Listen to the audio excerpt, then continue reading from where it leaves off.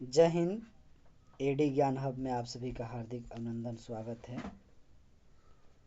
मैं अनिल सर। आज की सेट नंबर हम लोग बात करेंगे सेट नंबर 2 में। और सेट नंबर ये दूसरा जो होगा ये बहुत ही महत्वपूर्ण होगा। क्यों? क्योंकि यह विगत वर्षों के सवाल और मौखिक टेस्ट का सीरीज है। तो स्टार्ट करते हैं इस 62 नंबर क्वेश्चन का। 62 नंबर क्वेश्चन में हम देखेंगे कि आपकी तैयारियां कितनी ज़बरदस्त दिखती हैं या हैं। और डेली हमारी एक सेट आएगा। डेली कितना आएगा? एक सेट हमारे एडी ज्ञान हब में आएगा ही आएगा।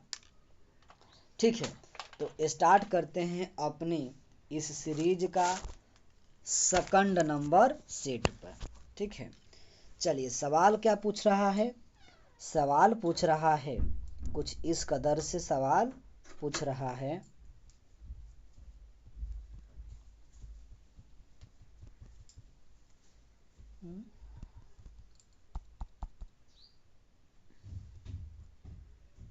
चलिए सवाल क्या पूछ रहा है, आइए देखते हैं।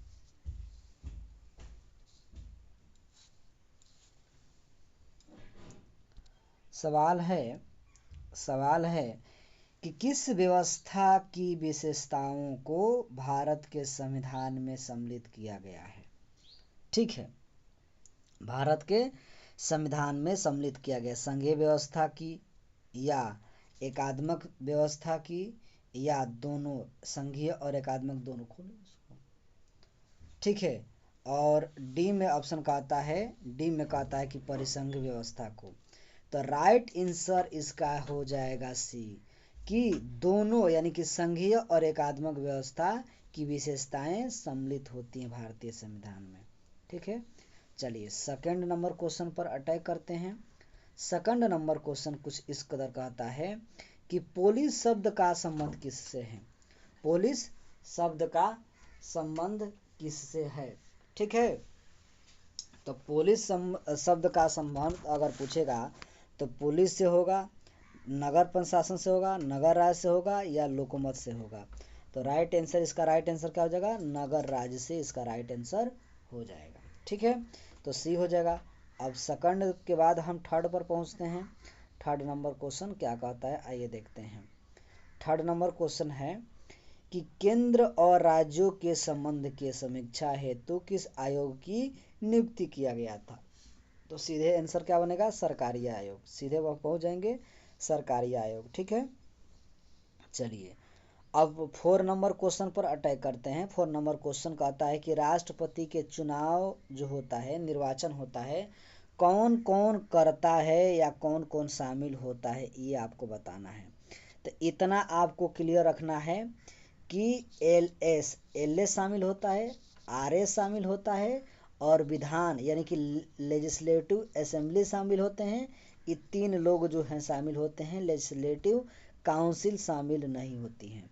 तो सीधा हो जाएगा कि संसद के दोनों सदन और विधानसभा के निर्वाचित सदस्य। राइट आंसर क्या हो जाएगा इसका? डी हो जाएगा।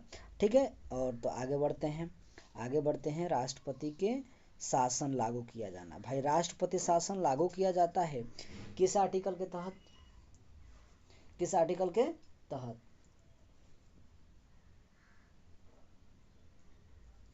तो आंसर दे रहा है 60, 74, 75, 30, 356 या 368।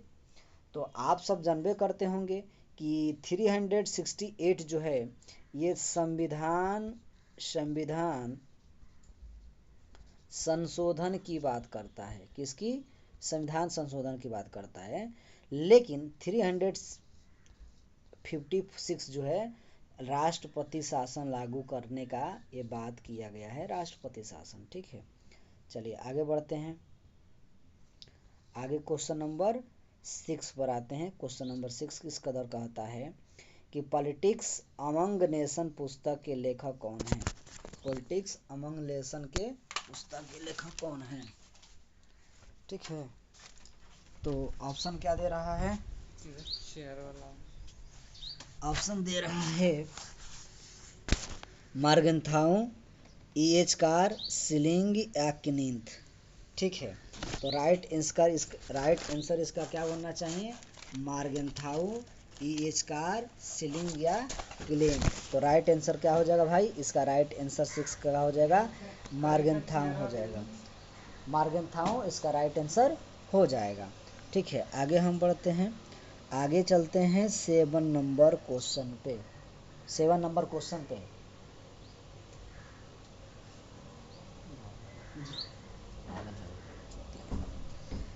केंद्रीय सवाल क्या है? सवाल है कि केंद्रीय मंत्रिपरिषद सामूहिक रूप से उत्तरदायी होती हैं। केंद्रीय मंत्रिपरिषद सामूहिक रूप से किसके लिए उत्तरदायी होती हैं भाई? ऑप्शन कहता है राज्यसभा, लोकसभा, राष्ट्रपति या इनमें से कोई नहीं। तो LS हो जाएगा। क्या हो जाएगा? LS, यानी कि लोकसभा के प्रति जो सामूहिक रूप से उत्तरदायित्व होती हैं केंद्रीय मंत्री। ठीक है, आगे बात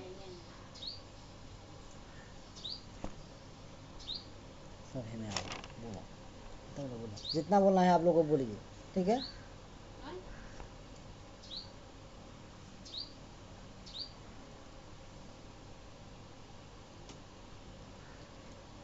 एट नंबर क्वेश्चन क्या है? 8 नंबर क्वेश्चन है कि राज्यसभा में कितने सदस्य क्या होते हैं भाई? राज्यसभा में कितने सदस्य मनोनीत होते हैं? राज्यसभा में कितने सदस्य को जो है कि मनोनीत किया जाता है? कहता है 10, 12, 12 या 14 या 15। तो राज्यसभा के जो राष्ट्रपति, राज्यसभा से जो मेंबर होते हैं उसको मनोनीत करता है राष्ट्रपति 12 आदमी को। कितने आदमी को? तो 12 आदमी को मनोनीत करता है। तो इसका राइट आंसर ए हो जाएगा। ठीक है, चलिए आगे बढ़ते हैं राइट आंसर के साथ 9 नंबर क्वेश्चन पे। 9 नंबर क्वेश्चन क्या कहता है? आइए देखते हैं। 9 नंबर क्वेश्चन है कि सर्वोच्च न्यायालय के मुख्य न्यायाधीश की नियुक्ति की जाती है पार्लियामेंट के द्वारा, प्रधानमंत्री के द्वारा, विधि मंत्री के द्वारा या डी में कहता है राष्ट्रपति के द्वारा। तो राइट आंसर क्या हो जाएगा भाई? CJI, जिसे हम क्या कहते हैं? Chief justice of India, CJI। CJI का नियुक्ति कौन करता है? तो सीधे हो जाएगा सर राष्ट्रपति करता है। ठीक है, अन्य अगर चीफ जस्टिस की बात किया जाए, अन्य न्यायाधीशों की बात किया जाए तो उनकी भी जो है कि सिफारिश किसके अनुसार? CJI के कहने पर या CJI के वृत्ति पर राष्ट्रपति उनकी नियुक्ति करता है और राष्ट्रपति की नियुक्ति CJI करता है। दोनों एक दूसरे के क्या होते हैं? पूरक होते हैं। कुछ इस कदर आप समझ सकते हैं। 10 नंबर क्वेश्चन है कि सुप्रीम कोर्ट यानी सर्वोच्च न्यायालय द्वारा दिए गए निर्णय को पुनर्लोकन की करने की शक्ति प्राप्त है, लेकिन किसको है भाई? पुनर्लोकन करने की जो शक्ति है वह किसको प्राप्त है? ये पूछा जा रहा है। राष्ट्रपति को, लोकसभा स्पीकर को या सर्वोच्च न्यायालय को या केंद्रीय विधि मंत्री को? तो राइट आंसर क्या हो जाएगा? सुप्रीम कोर्ट हो जाएगा। सर्वोच्च न्यायालय के द्वारा निर्णय जो दिया गया है उसके पावरफुल में कौन हो जाएगा? SC हो जाएगा। SC मतलब सुप्रीम कोर्ट हो जाएगा। ठीक है, आप सभी को कमेंट करके बताना है। चलिए, तो अब हम पहुंचते हैं 11 नंबर क्वेश्चन। 28 जनवरी क्या होता है? 28 जनवरी 1950 को ये सुप्रीम कोर्ट की स्थापना किया गया था। ये भी ध्यान रखना है। सर्वोच्च न्यायालय के न्यायाधीश सेवानिवृत्त होते हैं। कितने साल पर सेवानिवृत्त हो जाएंगे? 65 वर्ष पर, 60 वर्ष पर, 62 वर्ष पर या इनमें से कोई नहीं? तो इसका राइट आंसर हो जाएगा 65 वर्ष स्लैश में अगर मैं 6 वर्ष दे दिया तब भाई साहब 6 वर्ष देने का मतलब ये हुआ कि 65 वर्ष या 6 वर्ष दोनों में जो पहले हो जाएगा वह चीफ जस्टिस ऑफ इंडिया या अन्य जो है कि जस्टिस सेवानिवृत्त हो जाते हैं। चलिए आगे पहुंचते हैं नेक्स्ट क्वेश्चन पे। लोकसभा के अध्यक्ष, लोकसभा के स्पीकर यानी कि अध्यक्ष, लोकसभा के अध्यक्ष की नियुक्ति कौन करता है? विधानसभा अध्यक्ष, विधानसभा के सदस्य, लोकसभा के सदस्य, राज्यसभा के सदस्य या मंत्री परिषद।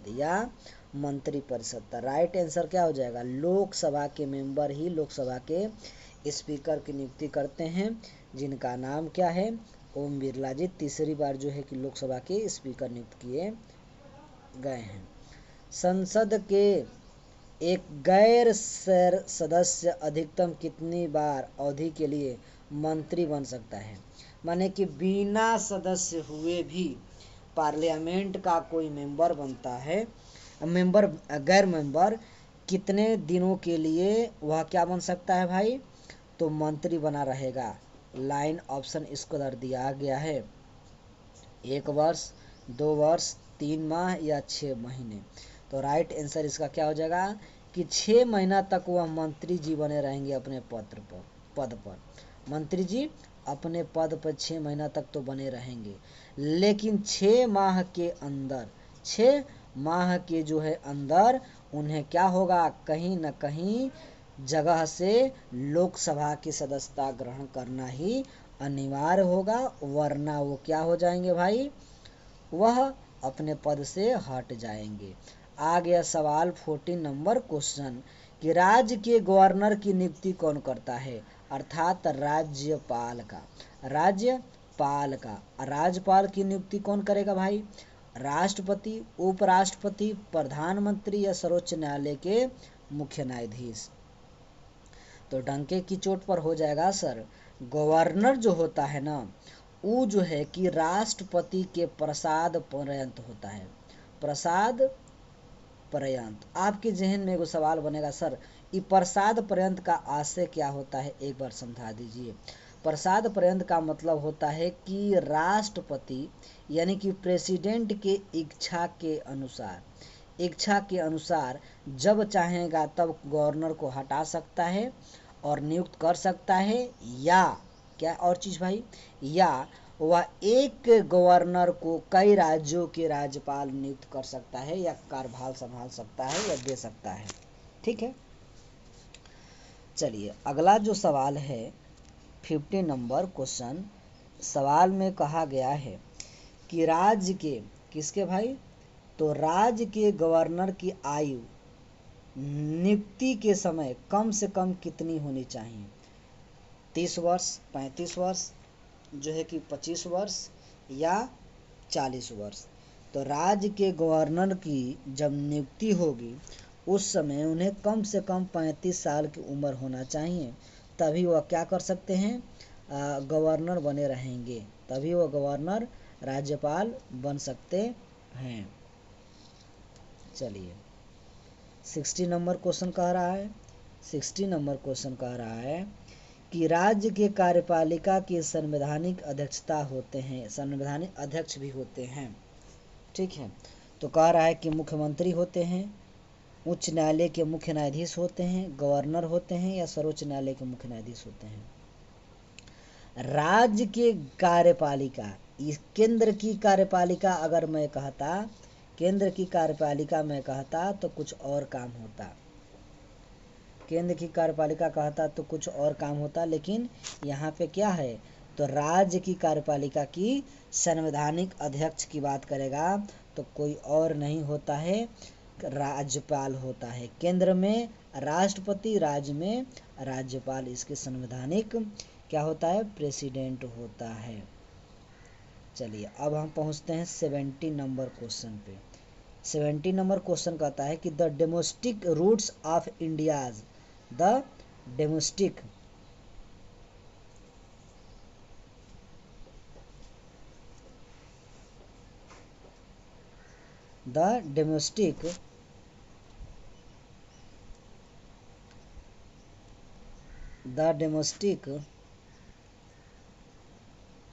Roots of India's foreign policy के लेखक कौन होंगे, क्रांति वाजपेयी, ए अप्पा दोराई, जे दीक्षित या प्रकाश चंद्रा।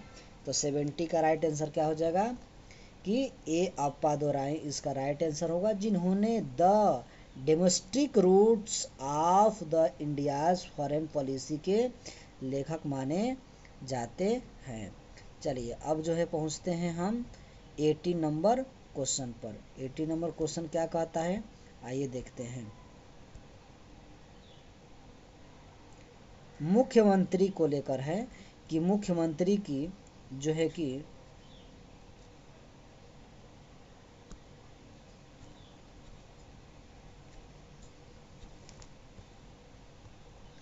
मुख्यमंत्री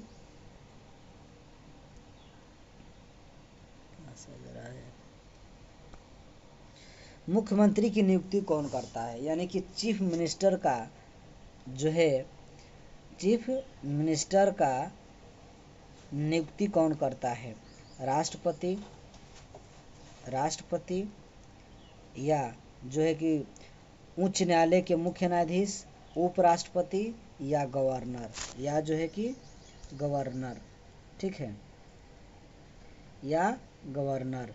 तो इसका राइट आंसर क्या होना चाहिए भाई, इसका राइट आंसर होना चाहिए कि सर मुख्यमंत्री का नियुक्ति उस राज्य के गवर्नर साहब करते हैं, अर्थात मुख्यमंत्री नहीं, मुख्यमंत्री की नियुक्ति राज्यपाल के द्वारा किया जाता है। चलिए अब हम 90 नंबर क्वेश्चन पे, राज्य विधानसभा के नेता कौन होगा, विरोधी दल का नेता नहीं, विधानसभा के अध्यक्ष नहीं, विधानसभा के उपाध्यक्ष नहीं, मुख्यमंत्री होता है। कौन होता है, मुख्यमंत्री होता है। चलिए आगे बढ़ते हैं 20 नंबर क्वेश्चन पे।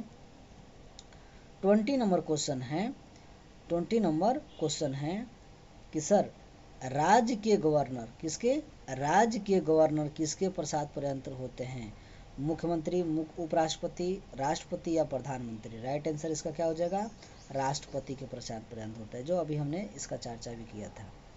21 नंबर क्वेश्चन पर अटैक करते हैं। राज्य विधान परिषद का गठन किए जाते हैं किस तरह से, पार्लियामेंट के सदस्यों द्वारा, मुख्यमंत्री के मनोनयन द्वारा, निर्वाचक मंडल द्वारा या प्रत्यक्ष मतदान द्वारा। ये राज्य विधान परिषद है, लेजिस्लेटिव जो है कि काउंसिल की बात करेगा तो राइट आंसर आपको बताना होगा कि निर्वाचक मंडल के द्वारा। किसके द्वारा, निर्वाचक मंडल के द्वारा जो है कि इनका गठन किया जाता है। और जो है लेजिस्लेटिव काउंसिल की अगर बात करेगा तो 6 राज्यों में निहित है, ठीक है। चलिए अब कह रहा है, देखिए आंसर आ गया, इस पर हम जो है कि क्वेश्चन करा देंगे। कह रहा है कि किस राज्य में विधान परिषद नहीं है। तो सबसे पहले ये देखना होगा कि किस राज्य में विधान परिषद है। बिहार में है, महाराष्ट्र में भी है, उत्तर प्रदेश में भी है। तो 3 गो तो इधर हो गया। एक आप चले जाइए कि सर कर्नाटक, कहाँ चले जाइए, कर्नाटक।